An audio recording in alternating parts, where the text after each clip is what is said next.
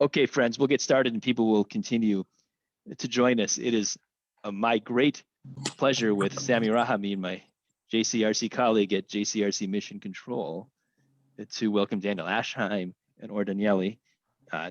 Daniel is the Consul for Public Diplomacy, Consulate General of Israel to the Midwest, or is the Deputy Ambassador of Israel to Ethiopia. Both have wonderful resumes, but suffice it to say, the Latin adage, which we use in the law, res ipsa loquitur, applies very specifically here. The thing speaks for itself that these two young gentlemen have risen to high ranks with the Israeli Foreign Ministry says it all.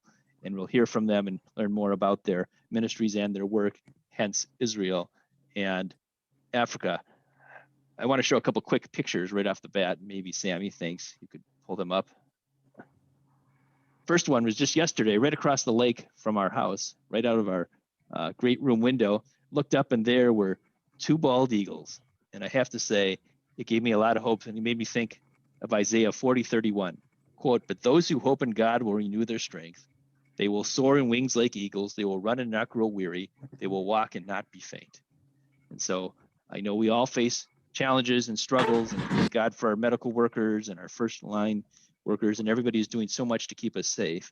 And I believe that that spirit of the Bible will help us in the days ahead as the hope of vaccinations and ultimately recovery for our nation and our world will come true. There we have some welcomes. I don't know if Aviv Ezra is on, but Aviv is the Consul General out of Chicago. Thank you too to current Ethiopia's Ambassador Raphael Morav, and then the incoming Ambassador Aliya Admasu, who is Ethiopian and will soon be Israel's ambassador to Ethiopia. Folks, we're recording this, so please keep that in mind. Some greetings, and of course I can't greet everyone, so I apologize for anyone that I missed, but you're all dear friends, so thank you for joining us. Jim Cohen, who is the CEO of the Minneapolis Jewish Federation, Professor Dumasami, Pastor Dumasami Washington from Kufi, Harlan Jacobs, so long an advocate for the Jews of Ethiopia for 35 years here in the Twin Cities, Alat Harel from the Minneapolis Jewish Federation, Alan Sharon, who's so often our key emissary to our local African community, Joanne Magnuson, she who has led 69 trips, to Israel, Senior Pastor Francis Tabla of Ebenezer Community Church, Deb Campbell, and so many other wonderful friends. Makes me think of our time at Africa Night for Israel at the church and the joy and the celebration and just the nachas that we engage with our communities. People may know, and we'll hear more about this, that Israel was an emerging nation, of course, in the 1950s. African nations were gaining their independence in the 1950s. There was a natural connection to build. And the next picture, which you'll also see something similar from Daniel, is Golda Meir visiting Africa in the 1950s. As a foreign minister, she made it as one of her primary goals to help Israel establish diplomatic, scientific, agricultural, humanitarian presence in Africa. You know, for instance, 1956, Israel-Ethiopia diplomatic relations, 1957, Ghana, 1960, Senegal, and in 1958, Israel established its Agency for International Development Cooperation called MASHAV in its Hebrew acronym. So we have the geographic scope here today from West Africa to the Horn of Africa, from Daniel Aschheim to Daniely. And one little note, those of us who are interested in the Eichmann trial and the Eichmann apprehension, that the El Al Constellation jet that brought Eichmann to Israel landed in Dakar for refueling because it was making this very long trip from Argentina, Buenos Aires, all the way back to Israel, and landed with barely a hint of fuel in Dakar, Senegal. So it is with that, everyone welcome. Looking forward to learning, hearing more about the Ethiopian Aliyah, its great successes, Operation Solomon, Operation Moses, some of its difficulties over the years. Always reminding that Israel has absorbed per capita more immigrants than any country in world history, a remarkable achievement. And let us hear from Daniel. Daniel, you want to start? Thank you very much, Steve. Thank you to the JCRC for hosting us today. Highly appreciate. Sami, thank you. Or thank you for joining me. Or is a close friend from Ethiopia and a colleague. And in our presentation today, I want to start by giving a history in a nutshell, very, very long history in a few words. I'm going to open my shared screen. Let's see if I can. share screen. Sami doesn't let me for some reason.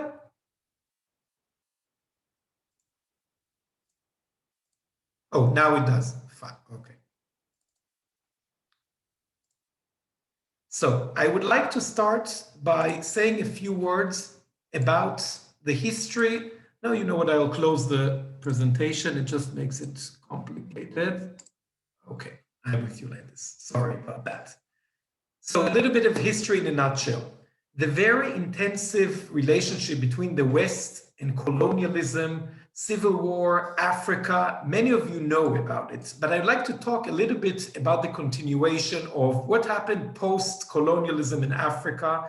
And the question is, Israel, Africa, why are we there at all? So post-colonialism, when after understanding what devastating things the West left in Africa, they started thinking, how can we rebuild the economies there? And the West thought that they know what is best for the continent. So in the 1980s, we know the Aid to Africa campaign began. A lot of money came from all around the world to Africa, and it led to many difficulties and a lot of corruption and a lot of problems with allocating the budgets that came. So then came the next generation, the switch in the 1990s, where there was a recognition that the problem was not only money coming in, but rather where do we invest the money? And then came the idea that money needs to be spent on infrastructure. So to say, we know what needs to be done in Africa to solve the problems, and what it is building trains, building bridges, roads. But what happened there? What happened was, and no, you don't need to see a shared screen. For the question, I'm the screen. It's better like this, I feel more comfortable. Or we'll share his screens later. So when they talked about the infrastructure, the problem was that many roads were built to nowhere, trains to nowhere, no stations, no one used it, and much of this aid development was wasted into projects that are, until today, many of them were not built, and those that were built not for the needs of the population, but rather for different reasons. I want to give you an example of something that actually happened. Before my days as a diplomat, I worked for the Jewish Agency's International Development Project called Project 10. And one of the first projects they did was actually in Ethiopia, where Or will give you more information about later. And we asked ourselves, it was a group of young, very enthusiastic young Israelis who came to Ethiopia and said, what can we do to help society? Volunteers with great intentions. And they went to a remote village and they saw that the most important thing there was bringing water back to the community, because there was no water source there. And the only well which was there was about 30 miles away. And walking in the heat of Ethiopia, 30 miles is not a treat in summer. So what we said we'll do is we said what is needed there is a well. So within 3 months, not typical Israeli building, we actually completed building 4 wells to the community in Ethiopian village there. And we thought we did a fantastic job. We did the cutting of the ribbon ceremony. We brought the elderly of the community to see what an amazing establishment we did there, what wells. And first 2-3 days, people used it, but we saw that within a week, 2 weeks, less and less people used the wells. And we didn't understand what is happening there. Because the way it went, the women of the village walked every day in the heat 30 to 40 miles with water buckets on their head to bring water back to the community. And we thought that this will change their life and will save them. What an amazing thing. And we saw that less people are using it until one day the elderly summoned us to come there. And they said, you people with your great intentions came here. You thought you'll do something fantastic to the community. What the hell were you thinking to yourselves? We looked, he said, maybe we need to build more wells, they're not enough. He said, for hundreds and hundreds of years, the way this community works is the women of the village wake every day up at 4 in the morning, walk 30 to 40 miles in the heat, and return in the end of the day with waters. What are we supposed to do now with these women the whole day? Now, this is something that strikes a person. We say this is such a complete cultural shock and difference in opinion, but then they explain to us that it's a matter of society, it's a matter of culture, it's a matter of spare time, that the woman actually requesting it to be a bit further away from families, but it's irrelevant. What is relevant to hear is to understand that this understanding that sometimes does change mean changing others is a topic, a moral topic that needs to be discussed. And later on in international development in the 2000s, there was the understanding, and Israel was one of the first in its Mashav program to understand that in order to make real change for the long term, we need to understand what are the actual real needs of the local population, not what we think are their needs, but rather what do they need. And here came the innovation of Mashav, which, as Steve mentioned before, Israel, a country which was just established in 1948, it was a developing country by itself. In 1958, then Foreign Minister Golda Meir visited Africa, visited Senegal, where I served 2 years as the deputy ambassador until recently. And she was deeply moved by the challenges that the young nations faced after achieving independence. She returned to Israel, convinced that Israel must play a significant role in assisting these nations in their struggle with healthcare, education, malnutrition, status of women, struggle for resources. And as a personal commitment to international cooperation, created Mashav, the special division in the Israeli Ministry of Foreign Affairs. Today, Mashav works in more than 100 countries around the world. But what do we do? What does it actually mean? So Israel today, through Mashav, works according to the UN 2030 Sustainable Development Agenda. We work on agriculture capacity, gender equality, health, education, environment, innovation. In the end, it's connecting people, strengthening cultures, economies, and multilateral ties. However, there are challenges, of course, different in cultures, mindset of what works, what doesn't work, languages, mentality, the past, the history we discussed before, seeing international development as bringing in funds and not learning how to fish. So this is the basic innovative method of Mashav through its beginning. The understanding that in order to do sustainable development, we need to teach how to fish, train the trainers, and not only bring the fish or bring the things or build the buildings, but rather use past success tools for current success today. And overcoming these challenges is first identifying local needs, finding right local partners, not looking from above and saying, again, we know from here how it goes, but rather find local partners, building strategies, holistic approach, looking at them as equal partners and not as aid receivers. This is a main thing in international development.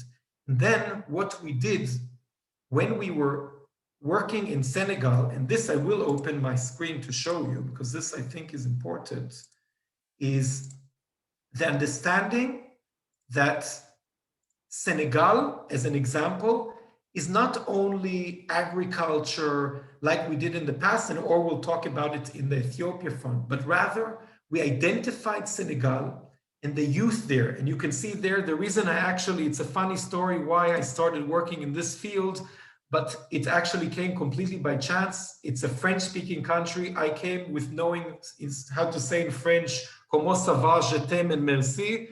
And I saw that this is the only person I could speak to was my wife, who knew about the same as me. And I looked for a field that I can actually make an impact. And the only way I could do that was finding English speakers. Later, I started understanding and speaking French and communicate. But until then, it was the way to find the local talented people. And I found groups of amazing and astonishing young Senegalese and Gambians. And remember, these are Muslim countries, and Israel as a Jewish state coming 95% Muslims, in Senegal, in the Gambia and other countries. And we decided to focus on the field of innovation and making Senegal the startup nation of 2030 of Africa. And this is a big challenge we took upon ourselves. And what we did, it started with small seminar to bring West African startups coming and learning from the Israeli experience, how to build their enterprise, how to develop their thoughts, how to not fear failure, but take risks, understanding that hierarchy is important, but sometimes you need to be thinking out of the box. So we brought experts from Israel, we brought young startups coming, we sent through Mashav programs, Senegalese and Gambians to Israel to get expertise. So that was the beginning. Then we opened a program called Agents of Change, which was one of the most interesting programs that was held in Africa these days. What we did was we did a call for applicants. We brought hundreds of applicants from all around the Senegalese economy, from the youth to the, let's say we started from 20 years old to 30 years old, and they applied to join the program. And eventually you got two groups, two sessions of 20 young, promising entrepreneurs who today, some of them are in the most important companies in Africa. Some of them are bringing investments into Africa. We are holding on Sunday a big event with the American-Israeli Friendship League, where we are bringing one of the alumni of the program, an impressive woman who really opened borders and expanded out of Senegal, and she's really promoting West Africa today.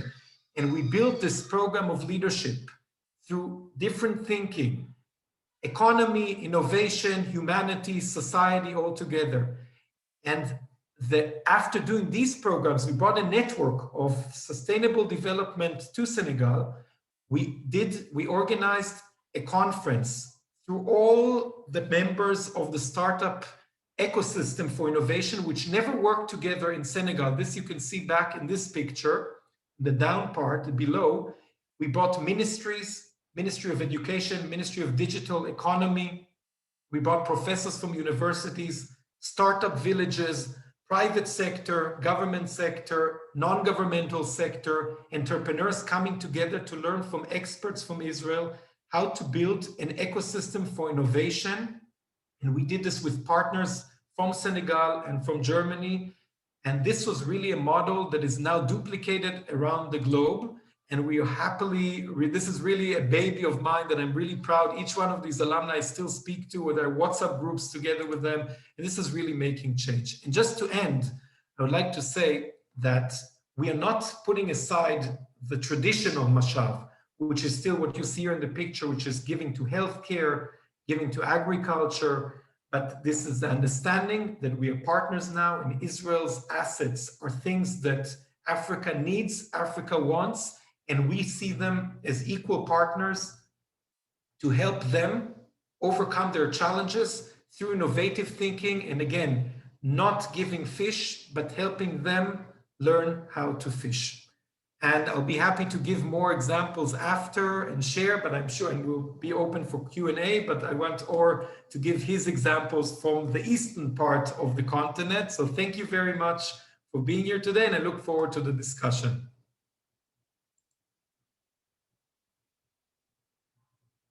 So say thank you, Daniel. One quick comment before Or begins, and that is Daniel's family came to Israel in the days of the mandatory Palestine from Germany.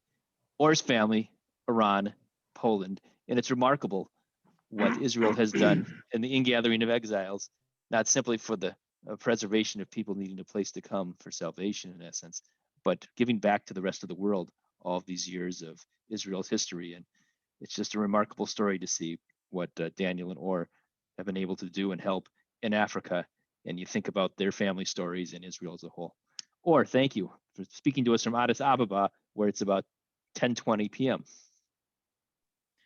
Thank you. I'm glad to see everyone here. I'm thankful for being here and being invited. It's a great opportunity for me to meet you and also to present our activities here in Ethiopia. So my name is Daniely. I'm the Deputy Ambassador of Israel in Ethiopia since 2018. And I'm going to show you a brief review, really in a glimpse, just to show you what we are doing here in terms of development and other issues. Daniel presented rightfully the principles and how we work. So I'm going to focus more on actual examples. But I think before we start, I will update you on the aliya operation, Operation Rock of Israel, which is the latest operation that our government is conducting to bring home to Israel the descendants of Beta Israel community in Ethiopia.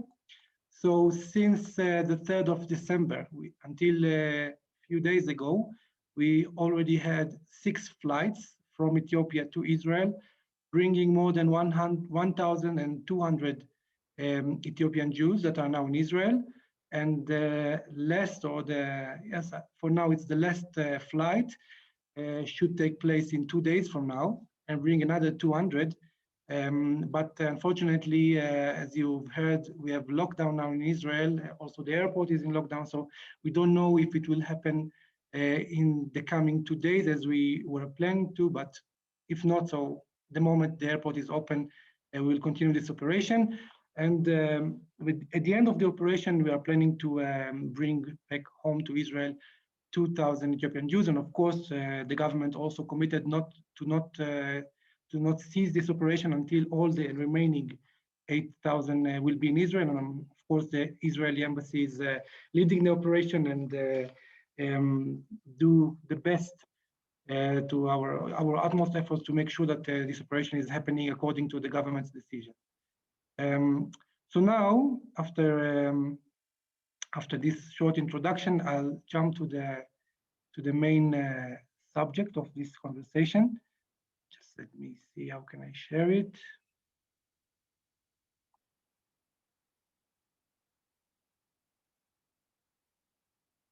Okay, I don't know if you see it or not.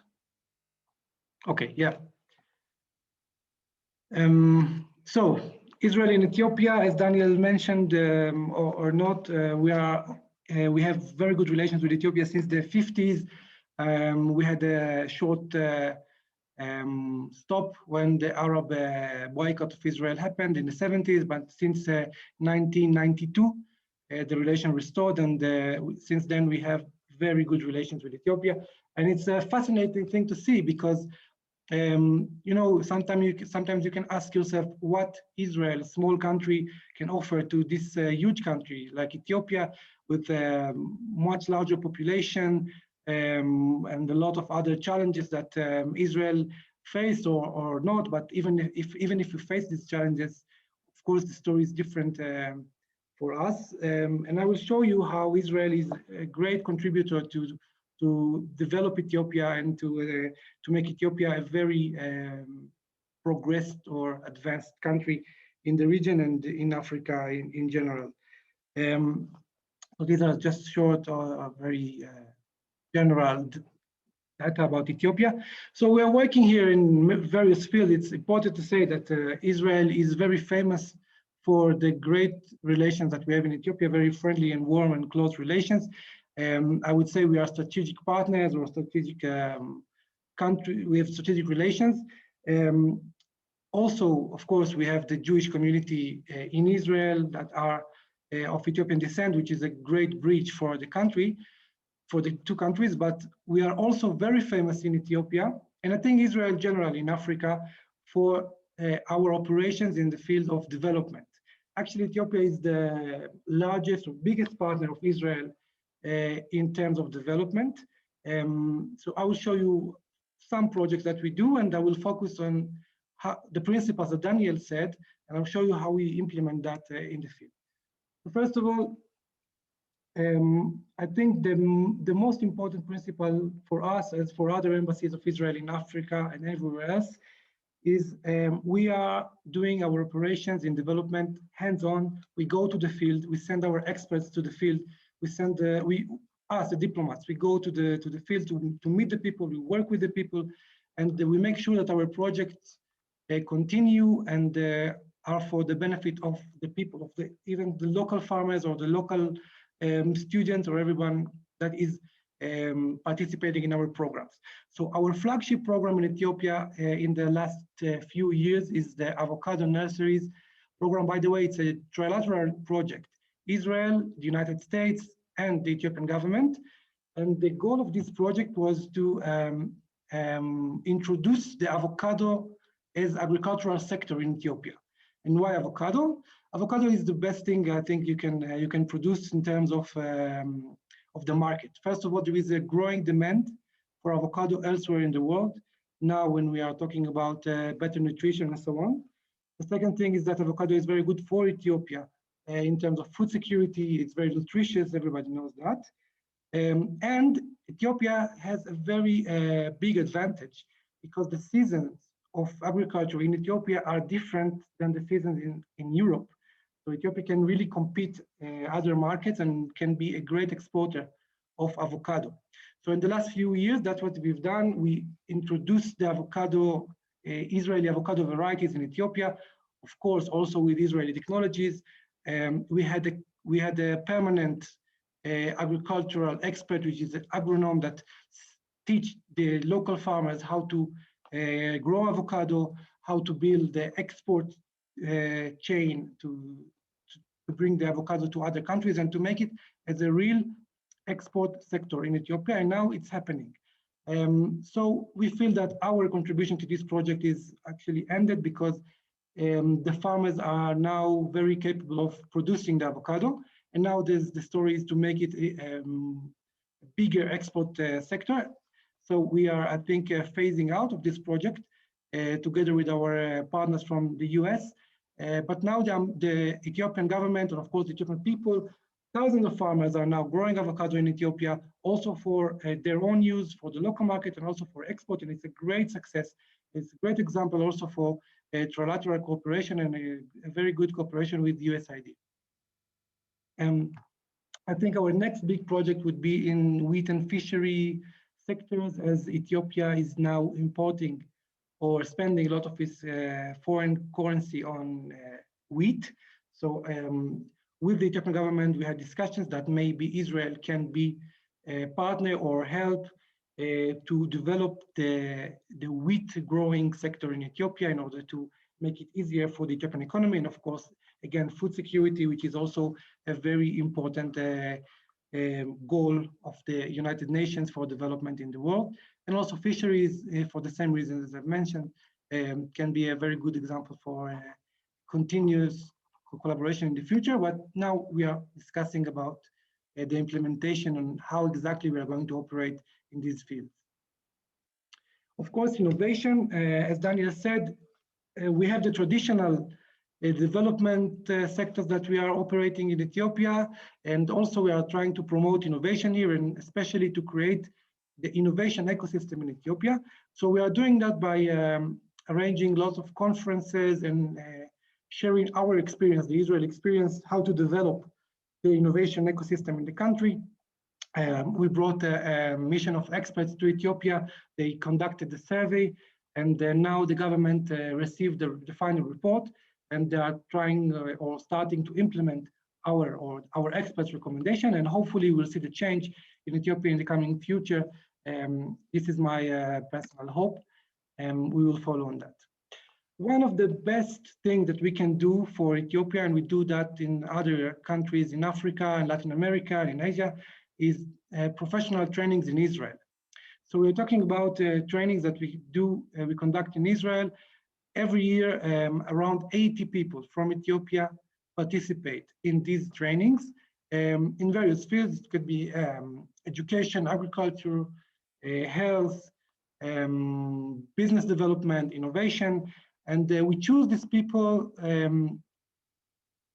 we have a process to find the people that can make a change in their communities, in the government organization, in their association, and we send them to Israel. They go for a very professional and meaningful course or training in Israel. They come back to their community, and then they implement that. They come with new ideas. They see what options they have, what technologies they can introduce in Ethiopia, and it really makes great change for them.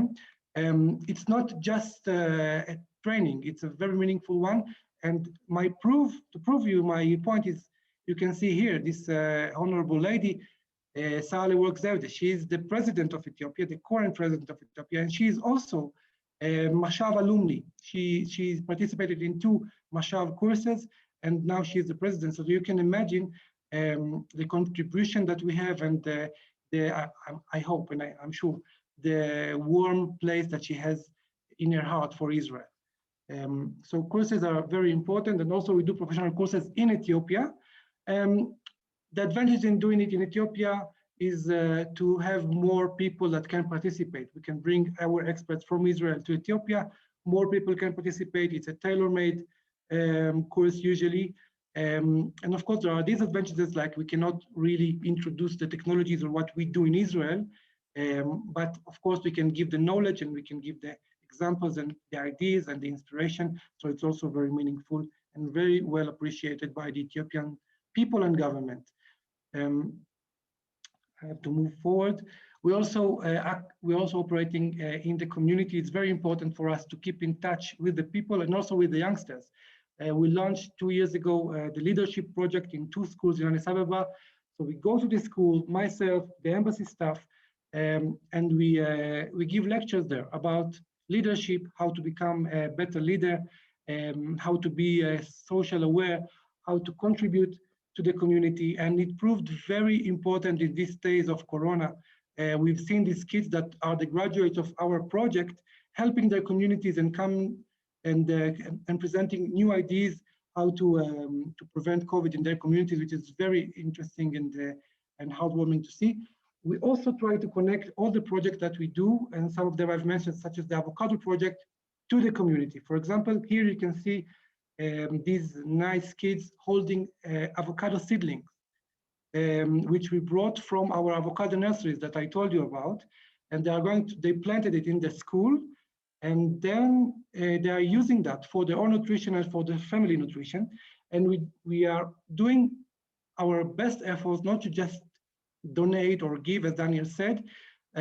We are trying to teach them and give them the knowledge. So you can see in the right side picture that we gave a training before we planted these seedlings. We gave a training to the parents, to the students, and to the teachers of the school how to grow this avocado and how to maintain it and how to make sure that the yield would be sufficient enough for the families to nurture themselves after that. Of course, we also provide humanitarian aid when there is a need. During COVID, we were completely recruited to this purpose. So we installed almost in the Tigray region, mostly almost everywhere in Tigray, you can find these water cans to wash hands and also in Addis Ababa you can find them with pedals, so you don't need to touch the can. And of course, we have lots of other operations that we do. For example, Save a Child's Heart, which is a well-known Israeli NGO that is operating in Ethiopia, sending every year Ethiopian kids to undergo heart surgeries, life-saving heart surgeries in Israel. And of course, the embassy has a key role in that because we are facilitating and supporting all this process. It's a very complex process, and we are proud that we can do that. And I think this is a great way to contribute from our knowledge in heart surgeries in Israel to these people in Ethiopia.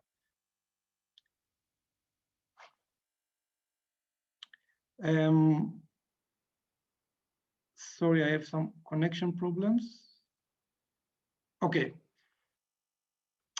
I just mentioned a few projects that we are doing, and I would like to now to present you one kind of project that we do, which is it's very appreciated, because everything I've told you is quite traditional or even more innovative or more creative traditional sectors that we are operating, agriculture and health. But Israel is very famous, especially in Ethiopia, for providing ad hoc assistance when there is a need. So, for example, we've done that in 2019 when there were wildfires in the Simien Mountains, which is a very important touristic site in Ethiopia. We were the only country to send firefighters to extinguish the fire in the Simien Mountains, and we succeeded. And we are still, it's amazing. I'm working in the street, and people always telling me, "Thank you for that." And it was a great operation.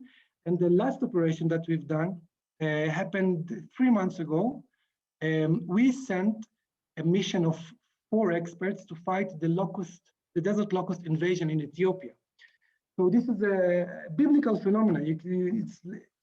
huge swarms of desert locusts coming from the Arab Peninsula, invading Ethiopia and also the neighboring countries such as Somalia, Eritrea, and Djibouti. And you can imagine, you can see that I've been there. We drove to the place of where the swarms are, and you can drive for hours, like 3 or 4 hours, and you can see the swarms. And imagine the impact of this phenomenon on the local farmers, on the smallholder farmer that is growing corn or anything else for his own consumption. And in a second, the swarm comes and just eating everything and nothing. And then you have families that they lost everything because of these swarms. And the invasion started almost a year ago, and we were happy to offer our assistance. And we did that, of course, as Israelis, with a very innovative and creative method. So what you do usually to fight this locust is bringing up a helicopter or spraying plane, and you just spray the swarms while they are in movement. So what we did, we developed a new technique or method to fight the swarms, which is to send drones, not for spraying, just surveillance drones that follow the swarms, finding out where the swarms are going to sleep at night, and where they are sleeping, then we send people on the ground, coming with sprays and spraying the swarms while they are sleeping. And that's how you can guarantee better effectiveness of this operation. So I'm going to show you a short video and explain to you what you are seeing here. It is amazing. We went to the Somali region in Ethiopia, which is a very remote and distant region, quite difficult conditions there. And we sent our people, our experts, to teach to us, let's say, to train over 100 Somali farmers, Ethiopian Somali farmers, to operate drones. You can see here Tomer, one of the team, teaching local farmers how to operate drones and how to scan huge areas and find where are the swarms. And here is the second group. We divided them into a few groups. And then at night, we went to the field where we found the swarms and actually sprayed them. You see, these people are not experts, or they are not from the government. They are the local people that received our training, and now they can use that for their own good. And it was an amazing operation to see. And the government and the people were really grateful for that.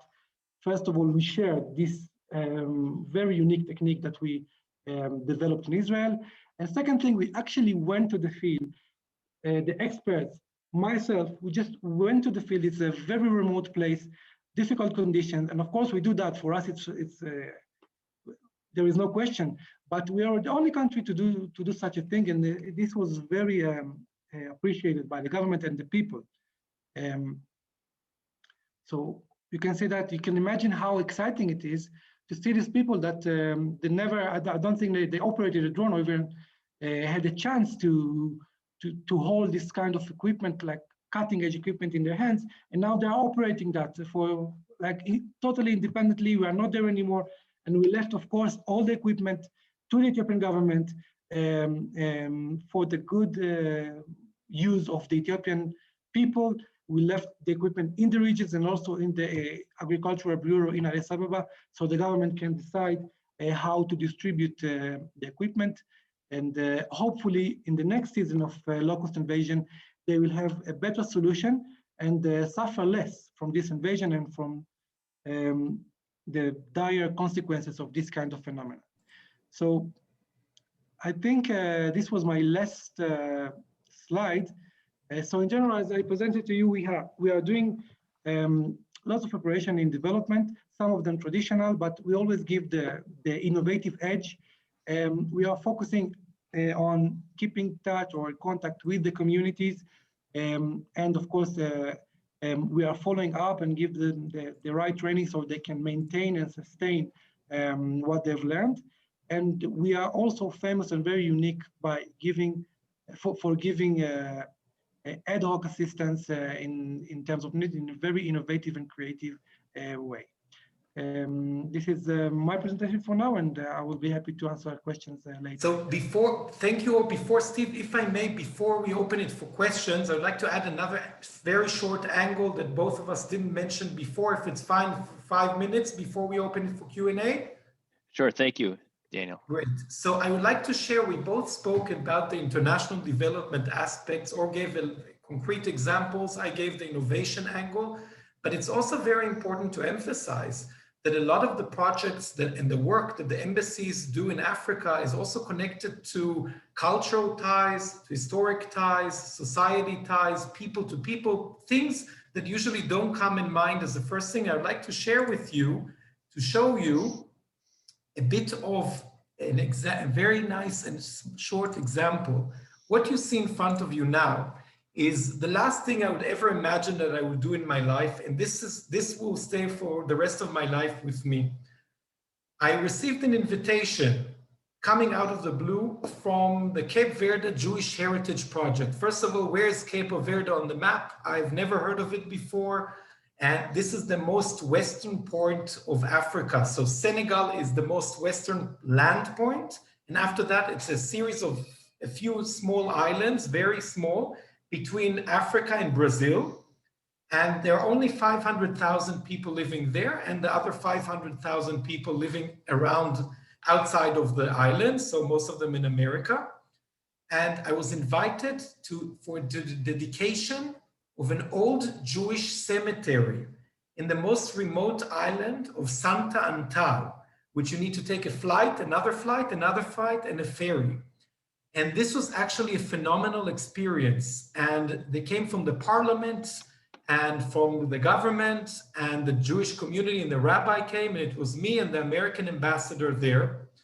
And it was a phenomenal experience to see the history of the Cape Verde community. It was actually a group of Jewish Moroccan merchants who came in the 19th century on their way to the Americas and found themselves there doing business. And most of them were men, barely women. They married the local community and they all assimilated, and they acknowledged that they assimilated, and there are no Jews living in Cape Verde anymore.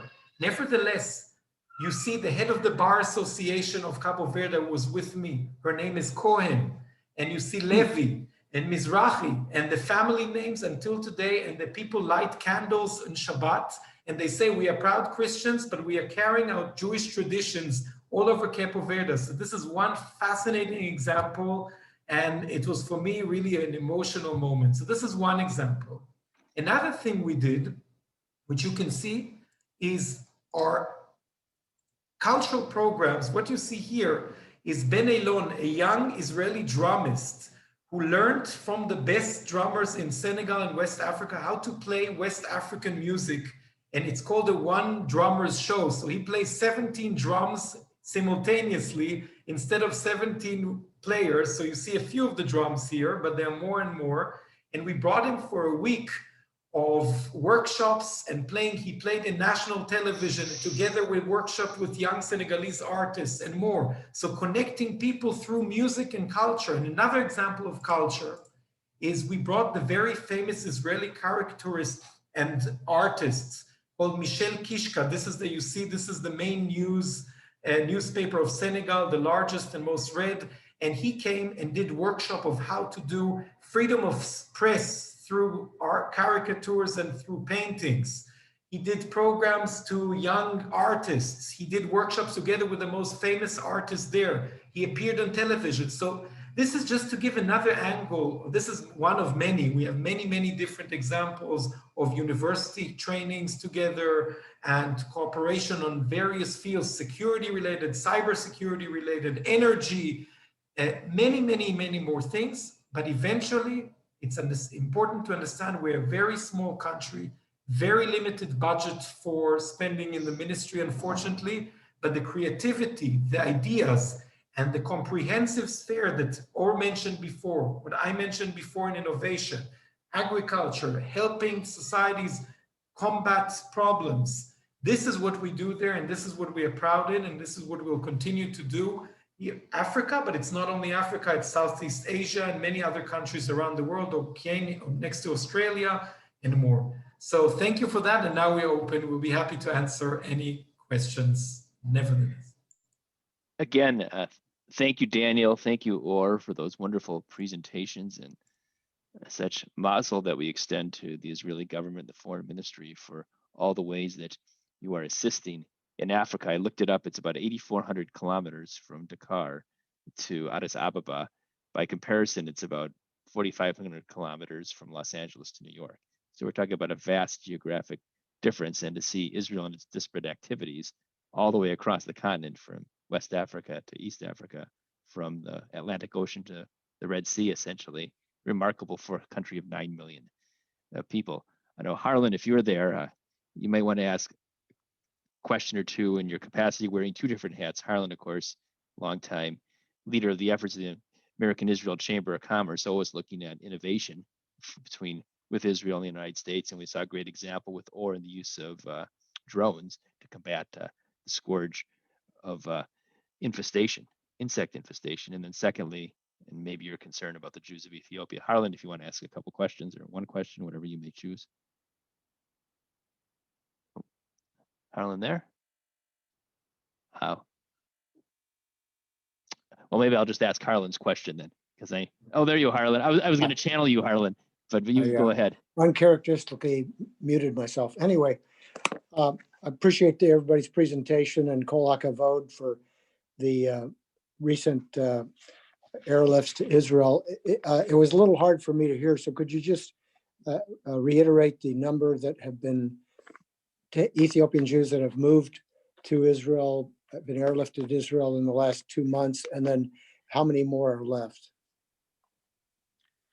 Yes, so we had 6 flights bringing 1,265 Ethiopian Jews to Israel.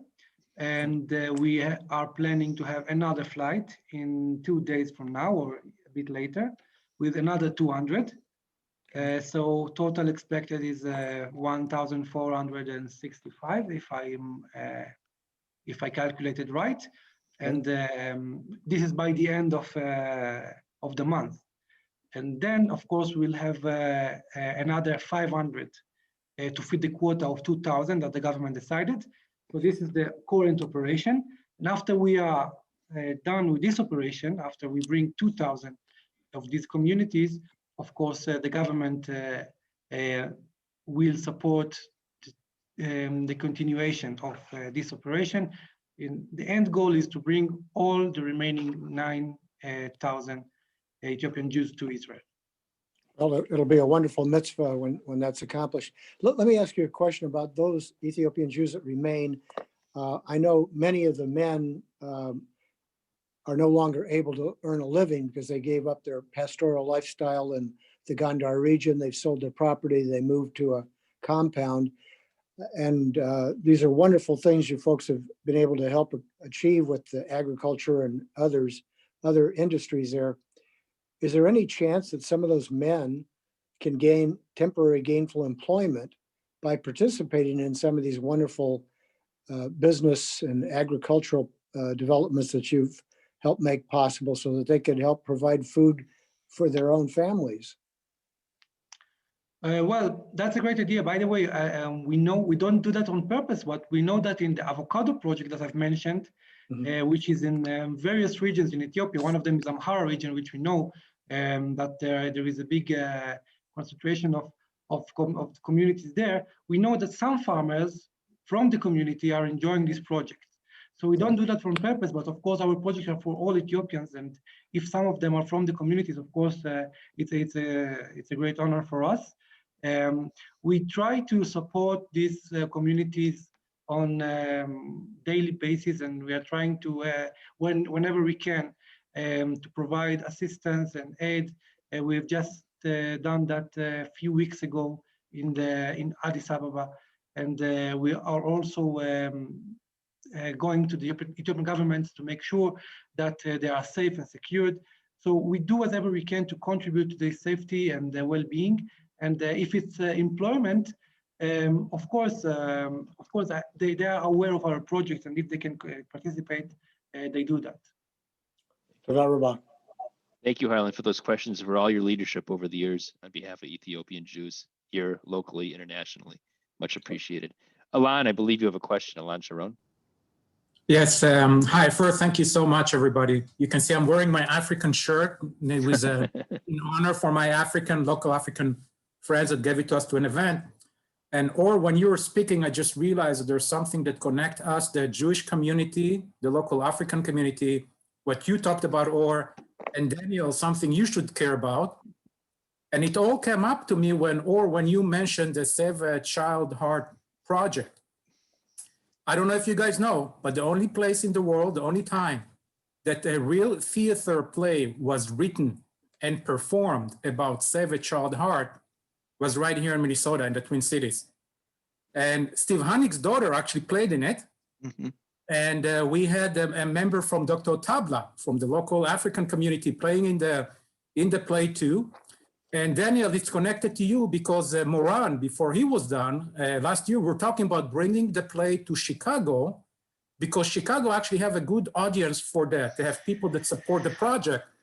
And of course, the pandemic happened. So who knows, maybe at some point after that pandemic is done, we can all talk about bringing that project that connect all of us together, you know. We'd be very happy. It was also in Senegal. We worked with Senegal, Guinea. We brought personally, so we were very active. We visited in our course, Or and me, the center in Cholon. We went to the hospital. So we're very, very connected. And I know also those who are organizing the events here. So Ilan, I'll be happy to stay in contact. Steve has all my details. We'll be happy to share. I'll also write my details here. And I hope we'll do it very soon before Steve's daughter go to university. You know, these kids are growing up. We have so many kids playing in that play. So I hope we can do it. But thank you so much. That's one thing that connect all of us, really warm our heart. Just an example of another project, connect all these different places and all the people in this meeting. Thank you so much.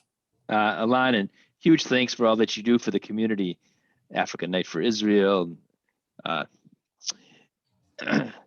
to Honor Israel, the Heart Program, the play, so many different things. You know, at a certain point, I think you and Daniel and Or should have your own conversation, given all of your work with our local African community. So let's make sure that happen with Pastor Tabla, who I believe is on the call here today.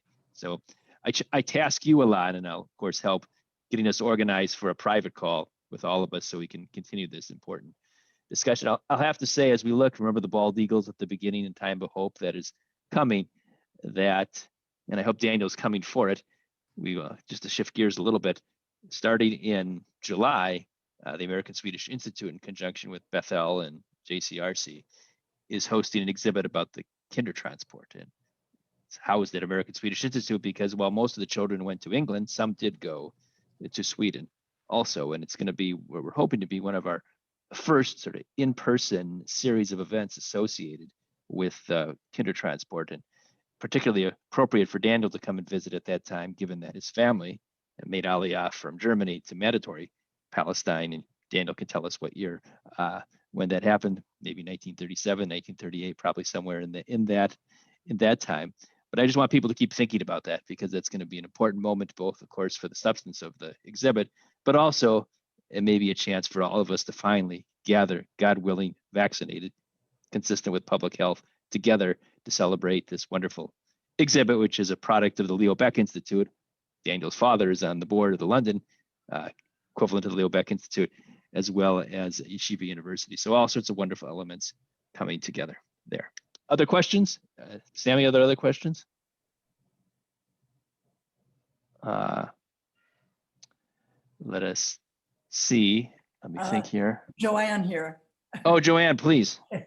Okay, well, I'm really fascinated with this, and I always consider myself really blessed to have been acquainted with Belenish Zavadia when she was at the Chicago Consulate back in the early days of this.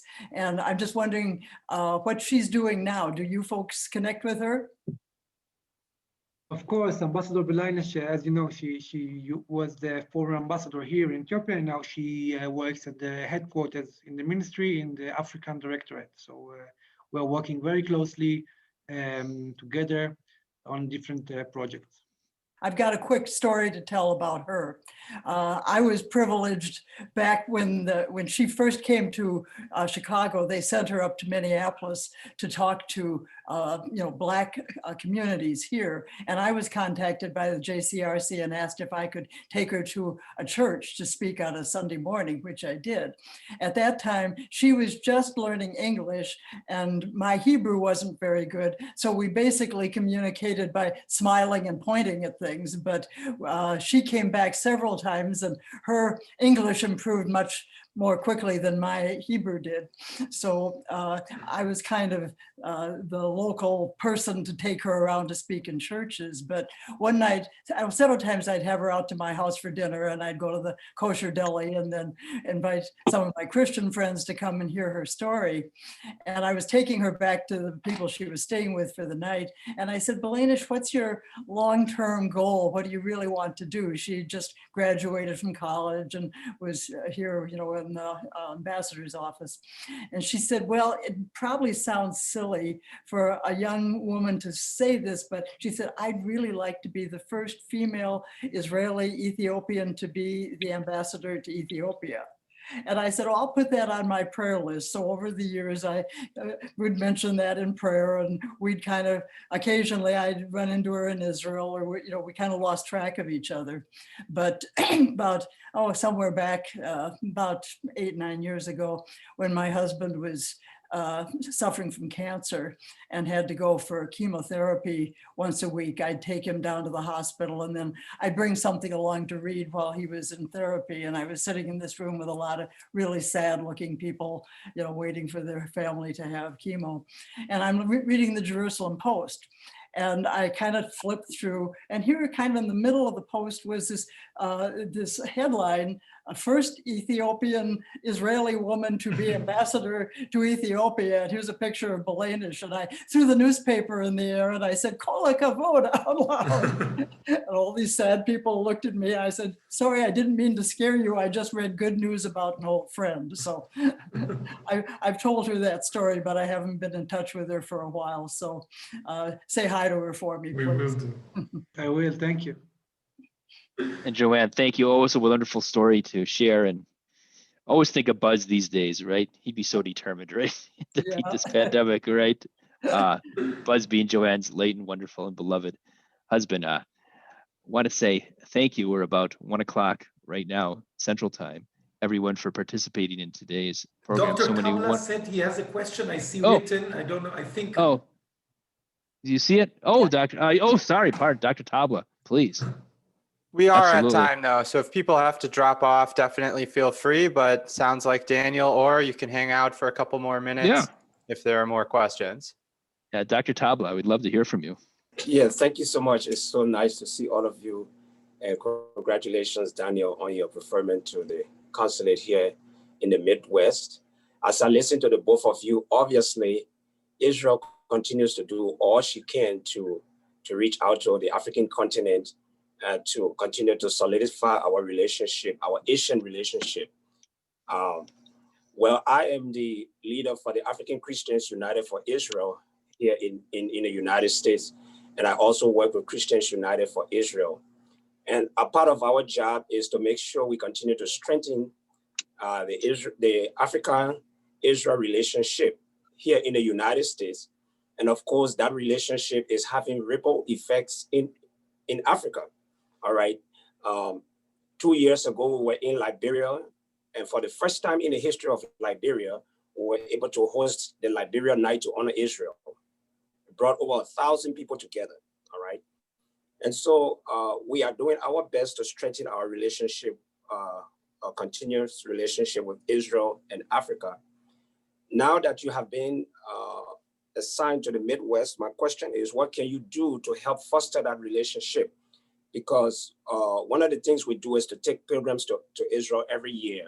We have led six African pastors tour to Israel. We have brought over 150 pastors, African pastors, to Israel from all across this country and Africa. But sometimes we have challenges with regards to getting visas at the embassy. And I know the process there is very rigorous. but we have a very good track record with the JCRC, Christians United for Israel, and you just name it. I mean, we host the largest African Night to Honor Israel in the entire United States, all right? We host that here in Minnesota. And so sometimes it's a little bit frustrating when we're trying to get our pilgrims to go to Israel with all the, the technicalities and whatnot. So the question is, what can you do to help foster our relationship with the embassy so we don't continue to face some of these challenges? Last trip to Israel was very unfortunate that one of our pilgrims had paid pretty close to $3,000 to go to Israel and got to the embassy and he was denied visa, all right? And of course, this happened at the embassy in Ghana. So that's my question to you. What can you do so that we can have a very good relationship at the embassy, that we see our pilgrims being able to go to Israel and come back without any major challenges? Thank you very much, Dr. Tabla. It's an honor to meet you here. And I also heard from Steve many good things before about your relationship with the JCRC. And I also saw the conventions, the annual convention. So I'm very happy that we had the opportunity to share our story, or and myself, with you. And as for building a relationship, so if I'll just divide it into two parts. One, we'll be very, very happy to be in contact with you privately on matters connecting to strengthen the relationship here with the communities who are here in the United States, or to bring Africa to the connections between Israel and Africa and the United States, all of them together. We also have a dedicated staff at the Consulate who deals with communities. I'll be happy to connect you to them as well, besides myself. That's for that. On the other hand, on the things relating to entrances to Israel, most of it, from what I know, is from the embassies in Africa, as you mentioned, from the embassy in Ghana. So I was formerly also I was the deputy ambassador, but also the consul who gave visas or no visas in Senegal for West Africa. So each of our embassies is responsible for different areas. And from my experience, when we know that there's a trusted source from the United States who works with the consulates, with the embassies, we know who the people are applying. It's always very helpful to get a letter from them, coming from you to them. We can direct it to our colleagues in the embassies there. And I'm sure I cannot guarantee every time it's on an individual basis, but we're here to help and anything you need. So I put in my email in the chat. I'll be happy to continue the discussion with you later on. All right. Sounds good. As you've heard me say, and everybody that's on this call has heard me say, and I have the honor each year of speaking to the African Night for Israel. There's no better friend than Dr. Tabla to Israel, Jewish community, African community in the Twin Cities, which is a growing community. People should appreciate thousands and thousands of Christian Africans who have made their way to Minnesota, in a wonderful and important part of our community. So there's any number of reasons to connect. And I say this too, is sort of in the narrative of Bashir to Operation Rock of Israel for the aliya of Ethiopia Jews. What is the name of Dr. Tabla's congregation? But Ebenezer Community Church, Eben, of course, being a rock, right? So we have this semantic relationship occurring here. So thank you, Pastor, for everything that you do. I see we have some people still on the call. We can continue the conversation as long as we want, and keeping in mind the hour and everybody's busy calendars. I'll say Pastor left, so I can finish the conversation with Pastor Tabla later. I'm here. I'm still. Oh, there you are, Francis. One thing to keep in mind, that Daniel has grown accustomed to me calling him practically at all hours with visa questions for Israel, particularly during this time. I don't mean to laugh, during this time of pandemic, when we have families who are trying for one reason or another to get in to Israel. And Daniel's been very helpful, and the whole consulate staff has been very helpful. So we're trying our best all to work together in these times, right? So please keep that in mind. Great. Okay, very good. If there are no other questions, thank you everyone for joining us. Thank you. Today. It's wonderful presentations, or from far away in Addis Ababa, Daniel from a shorter distance in Chicago, but of course with your heart in Dakar and Senegal. We're very proud of you. We're very proud of what Israel does in Africa. We're all praying for the fulfillment of the Ethiopian aliya. and to better days ahead for our country and to continuing strengthened relations between Minnesota, Israel, Africa, Israel, Minnesota, and all of the above. All great friends here, and we should continue to go from strength to strength. Thank you to my JCRC board members who are participating, many officers and board members on the call today. I'll say them the name of Judy Cook, our board chair. Thank you to everybody for participating. Sammy, as ever, fantastic work in getting us organized and making sure that we flow in good health for everyone. Hi, Deb. I don't think I introduced Deb Campbell before, Daughters of Zion. Hugely important in the work that we do in the community. Our Speakers Bureau is very well represented by Sally Abrams and Holly Broad-Farber earlier, other staff and board members. So thank you to everybody and Godspeed. We should all see each other in person in good health soon. Be well. And thank you very much.